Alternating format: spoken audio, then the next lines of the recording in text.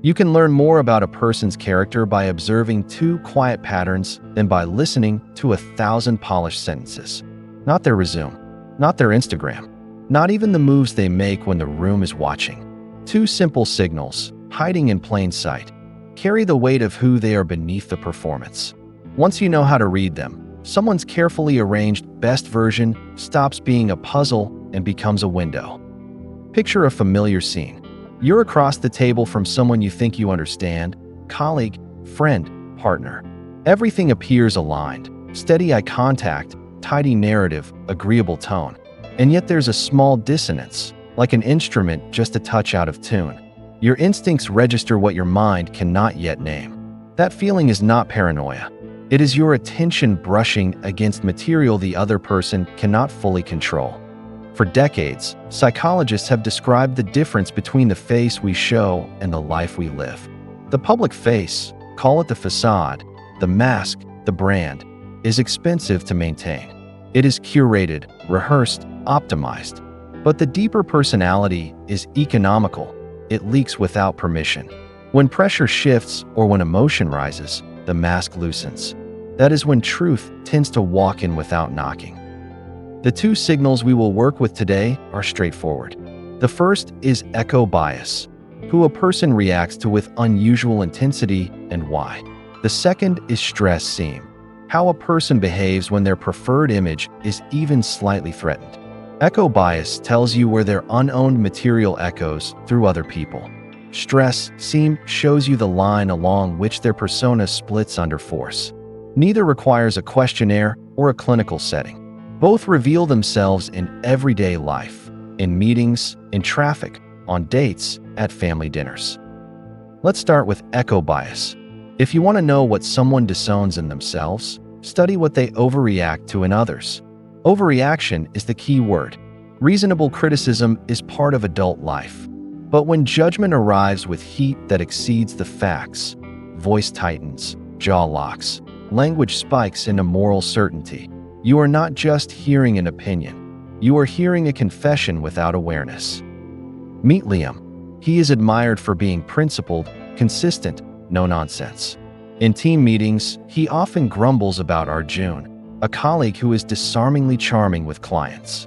After every pitch, Liam returns to the same complaint. It's all theater with him. Superficial, manipulative. The criticism might have substance, but watch the temperature. Liam's tone hardens, his shoulders rise, his focus narrows to Arjun's smile, as if it were a weapon. What explains the intensity? Beneath the rhetoric is a simpler equation. Liam desires social ease, but equates it with falseness. He has exiled a part of himself that could be warm, flexible, even playful, because he believes seriousness is the only safe form of integrity. When Arjun enters the room, that banished part of Liam returns in someone else's body. Liam experiences it as irritation, but the source is internal, an unintegrated capacity, knocking from the outside. Echo bias has a second face, sometimes called the halo. We do not only project what we dislike, we also outsource qualities we admire but feel unworthy to claim. Think of Noor, who speaks of a mentor as if she lives 2 inches off the ground. So brilliant, so fearless, so decisive. Noor is capable, measured, quietly original. Yet she cannot name her originality without embarrassment, so she places it on a pedestal across the room. Admiration, like contempt, can function as avoidance. Whenever reaction, positive or negative, arrives out of scale, you are not only learning about the subject of that reaction, you are learning about the speaker's unfinished business. A practical note on reading echo bias. Look for patterns, not one-offs. Who keeps getting called selfish? Who is repeatedly marked as needy, arrogant, naive, cold, dramatic? Track the repeated adjectives someone deploys with conviction. Those words are often a map to the traits they struggle to govern inside themselves. The stronger the charge, the closer you are to their shadow content. The shadow is nothing mystical. It is simply the drawer where we place traits that complicated our belonging. Ambition we were told was vanity, sensitivity we were told was weakness, hunger we learned to disguise as virtue. What we push down does not dissolve, it relocates. And then it points. Now to the second signal, stress seam. Persona maintenance is labor. The longer someone holds the pose, the more delicately balanced the muscles become. Small threats to the image, a fair critique, an unexpected delay, a misunderstood email, act like a hand tugging at a loose thread. What unravels reveals structure. Consider Elena. Her brand is composure. She is the operations lead who never raises her voice, the landing gear on a turbulent flight. During a quarterly review, a client questions a metric in her deck. These numbers don't match our internal dashboard. No accusation, just discrepancy. Watch what follows. Elena interrupts mid-sentence, speaks faster than usual, attributes several decisions to her analysts without being asked, and tosses an aside about how the client's previous agency made a similar mistake last year. Her posture leans forward as if her body were trying to push the moment away. In 30 seconds, the persona cracks. Not because Elena is a bad person, because the image of flawless stability collided with the reality of normal human error. At that seam, we see her reflexes, deflection, externalization, subtle aggression. Another person might go quiet, freeze, and disappear into apology, even when none is requested. Someone else might lean into humor to restabilize the room. The content varies, but the principle is consistent. When the mask is strained, the underlying pattern steps forward. Stress seems easiest to observe in microfriction, not layoffs and breakups. Those are gravitational events. Watch the smaller tides. A barista gets the order wrong. The flight is delayed 20 minutes. The punchline lands flat.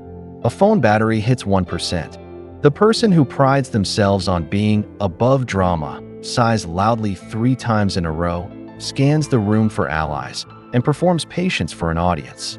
The one who calls themselves brutally honest suddenly can't admit an obvious mistake. The self-declared peacemaker triangulates rather than speaking directly. If you want to see character, sample the moments where the story about oneself is at risk. Why do echo bias and stress seem work so reliably? Because both bypass deliberate self-presentation. Echo bias is the mind trying to tidy its inner conflict by assigning it to a face across the table. Stress seam is the nervous system choosing speed over story. Old strategies firing to preserve status, safety, or belonging. Language can be curated. Reflex is harder to choreograph. If you want a practical demonstration, use the mirror gently. When a reaction shows up oversized, reflect it back as a question rather than a verdict. You seem really energized by people who network. What does networking mean to you? Or, when the slide was challenged, it looked like your shoulders lifted. What happened in your body right there? The tone matters. Curiosity opens a door, accusation slams it. People tend to answer in 2 broad styles. The first is the defensive reflex. So you're saying I'm fake? I just care about standards. Other people don't. This response says, I must protect my identity statement at all costs. The second is the integrative stance. It bothers me more than it should. Part of me wants the ease I criticize. I don't know what to do with that. This response says, I recognize there is material here that includes me. The distinction is not about good people versus bad people. It is about rigid versus flexible systems. Flexibility predicts growth. From here, you can sketch 3 developmental postures. The asleep posture does not know it is projecting and experiences disagreement as attack. The aware but armored posture can recite the theory but cannot relax its grip when triggered. The integrating posture still gets triggered, everyone does, but can hold the charge long enough to consider. If this reaction were a teacher, what would it be teaching me? Let's ground this in daily life. In romance, echo bias often appears in discussions about exes or rivals. All of my exes were selfish. Perhaps. Or perhaps the speaker was trained to certify love by abandoning their own needs, so anyone with boundaries looks selfish from their vantage point. Stress seam shows up in the first real conflict. Does the apology come only after winning the argument? Do jokes mask discomfort instead of naming it? Does silence become a weapon rather than a rest? You do not need a lab. You need a dinner table and a little time. In work, echo bias hides inside feedback. Watch leaders who speak often about ownership but cannot say, "I was wrong," without adding a countercharge. Notice who labels ambition as politics in others but calls the same behavior initiative when they do it. Stress seam is visible in email threads that stretch past midnight, where urgency is manufactured to avoid admitting a planning miss. The essential question is not who is perfect, but whose imperfections stay tethered to accountability. In families, echo bias is generational. A parent disparages a teenager's performative posts while refreshing likes on the family group chat. A sibling calls another dramatic and delivers the label dramatically. Stress seam surfaces during logistics. Who becomes brittle when schedules shift? Who invites other family members into a two-person conflict? Who can say, "I need 10 minutes. I'm getting reactive," and return with a steadier voice? These are not trivia. They are the daily manners of character. The mirror does not only point outward. The most consequential work is inward. Keep a field notebook for 1 week. Write down 3 times a day when you felt a spike of irritation or admiration.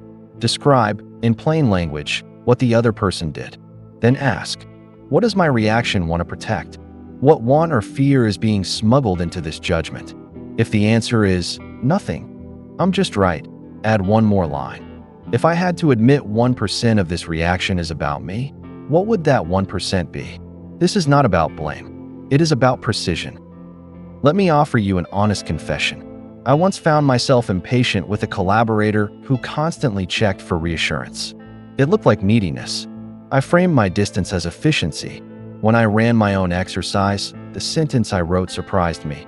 I want reassurance without asking for it. There it was. The same behavior in a higher status costume. My judgment softened into responsibility. I made 2 changes. I told the collaborator up front what done would look like, and I told myself out loud when I did a good job instead of hunting for it in someone else's face. The relationship improved because I stopped outsourcing my need for affirmation while accusing someone else of doing the same. As you practice, you will notice a second shift. Relationships that once felt familiar may feel less so, in ways both unsettling and liberating. There is a loneliness to clarity. You may lose the quick bond that comes from shared complaint. You may be less fun to gossip with. That is not a character flaw. It is a developmental passage. You are moving from unconscious solidarity to conscious connection. The latter takes longer to ignite, but burns cleaner. How do you maintain compassion while increasing accuracy? By pairing boundary with grace. When you see someone's echo bias, do not weaponize it. Translate it. When you call everyone arrogant, I wonder if there's a part of you that is afraid to take up space. When you catch a stress seam, slow the moment. We can return to the numbers. First, can we reset how we're speaking to each other? I'm getting defensive, and I want to be clear rather than fast. Your nervous system is contagious. If you can bring your breath back to ground, you are already changing the conversation, sometimes without a word. Consider adding a pause protocol to your personal operating system. When you feel your seam tug, take 3 slow breaths through the nose and lower your shoulders deliberately. Ask, what am I trying to protect? Image, belonging, safety, control. Pick one sentence that tells the truth without drama. I'm uncomfortable that I missed that. I don't know the answer, and I want to find it. I need 5 minutes to cool down. This is not a performance of humility. It is humility. There is a stage in this work that feels like balancing on a rope stretched between 2 truths. On one side, you are not the sum of your reflexes. On the other, you are responsible for the impact of those reflexes. Hold both. When the rope quivers, do not tighten into self-hatred or loosen into self-excuse. Tightening cuts circulation. Loosening drops the line. Balance is built through small repetitions, not grand declarations. Over time, echo bias becomes less about catching others and more about catching yourself in real time. You will hear the sentence leaving your mouth and notice the heat riding inside it. You will be able to pause mid-story and say, I can feel I'm making them the villain to avoid telling you what I want. That sentence marks a watershed. The moment you name the defense, the defense loses its monopoly. Now you have options.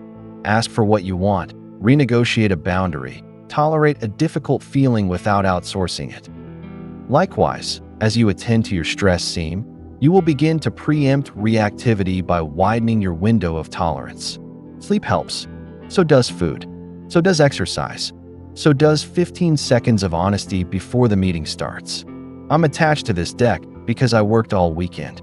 If you challenge it, I will take it personally for the first 5 minutes. Please keep going. People can handle your humanity. They cannot work with a mask that insists it is a face. All of this scales. Teams change when the leader's nervous system changes. Families shift when one member refuses to triangulate. Communities mature when public conversations can hold nuance without collapsing into accusation or applause. You do not need a title to start this. You need a practice. Someone else's volume does not obligate your echo. Someone else's speed does not require your sprint. Character is revealed in the gap between stimulus and response. Culture is built by the sum of those gaps. There is an ethical warning embedded in this method. The ability to read patterns can mutate into the temptation to control them. You will see places where a sentence will land like a lever. Resist the joy of levers. The point is not to outmaneuver other people's defenses. The point is to stop making their defenses responsible for your peace. If you feel your accuracy making you superior, your accuracy is already wrong. Close the casebook. Drink water. Touch grass. If you are still with me, you may be wondering, what does integration actually look like in a day, not an ideal? It looks like replacing contempt with boundary. I don't need to call you selfish. I need to say no for Tuesday. It looks like replacing martyrdom with request. I can help if we move the deadline. If not, I'll pass. It looks like telling the truth early, cheaply, and kindly rather than late, expensively, and dramatically. It looks like catching yourself 3 words into a familiar speech and choosing a different door. You will still stumble. Everyone does. You will still project. You will still snap when a seam is tugged at the wrong hour. What changes is the half-life. Ruptures repair faster. Apologies shrink in latency and grow in specificity. I deflected just then because I was embarrassed, not because you were unfair. Trust accumulates in those sentences. They are boring in the best way possible. Before we close, I want to gift you 4 small tools you can carry into your week, tucked inside language you can actually use. The first is naming the pattern without naming the person. A part of me is labeling you careless. I think I'm scared of having to redo work. Can we check the plan again? The part language keeps the relationship bigger than the reaction. The second is requesting a moment rather than bailing from the moment. I'm heating up. 60 seconds, and we'll continue. Step out. Breathe. Return on time. That builds credibility with yourself. The third is permission to hold complexity out loud. I admire how you move a room, and I also resent how small I feel next to that. I want to work with both pieces. 2 truths, 1 voice. The fourth is the repair ritual. After a seam shows, name, impact, need, thanks. I got sarcastic. That probably signaled contempt. I need a restart. Thank you for staying in it. Do not add a courtroom argument to a repair. Let it be a repair.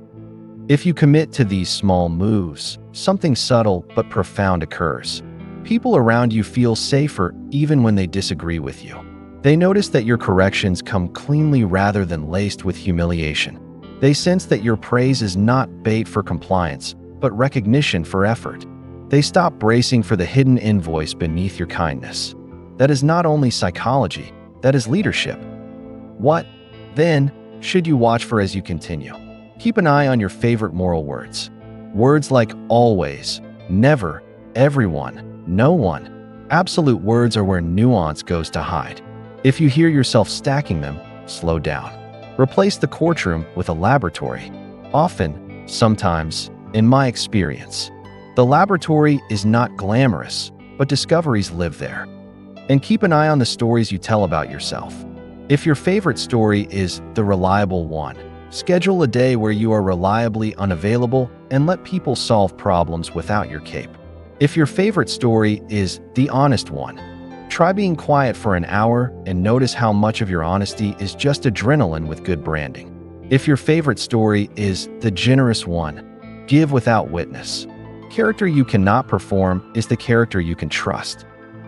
The promise of this work is not sainthood. It is sturdiness.